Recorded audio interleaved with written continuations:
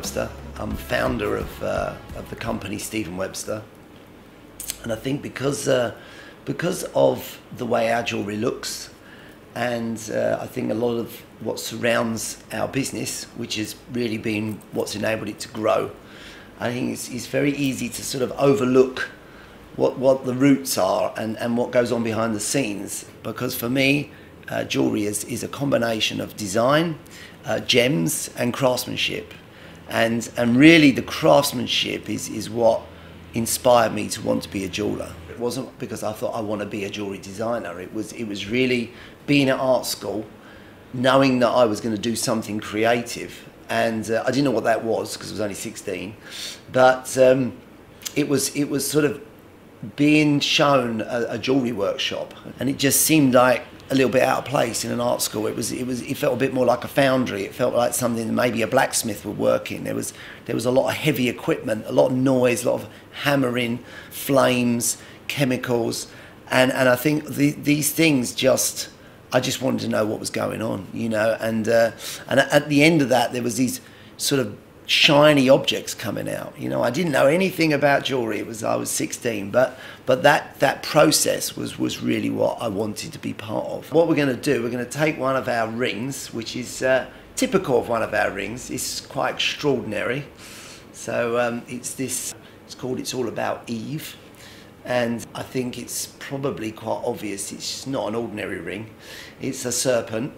And in its tail is a 5-carat diamond. It's made of white gold. It's set with lots and lots of small diamonds. It's beautifully made, and the design is what determines it as a Stephen Webster piece. I think people will look at that and they don't question that it's Stephen Webster, but they might not know how it got to be, you know, because it didn't just appear. We didn't buy it from someone. And I think that's what we're really going to show today is how that works, how we get to this place, and all the processes. So I hope you enjoy it.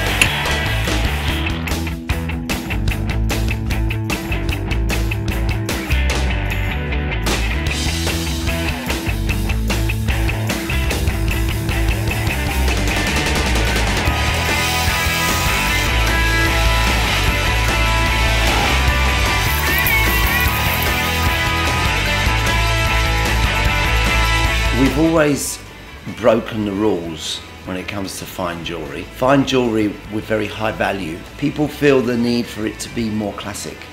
That, you know, that if it's expensive, then the design is not as important. It's more about just its intrinsic value. And I think that we apply all of the rules when it comes to the making, the materials.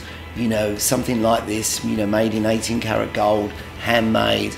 You know, fine diamonds are everything that fine jewellery needs to be. There's some codes that you need to stick to, otherwise it's no longer fine jewellery. But then after that, to me, it can be anything you want it to be. You know, I mean, something like this is worn by somebody who is excited by the design. They enjoy that it's real, but really, you know, enjoy the excitement of wearing something that's quite creatively quite extraordinary. And I think that's probably the combination of those two really are what Stephen Webster's all about.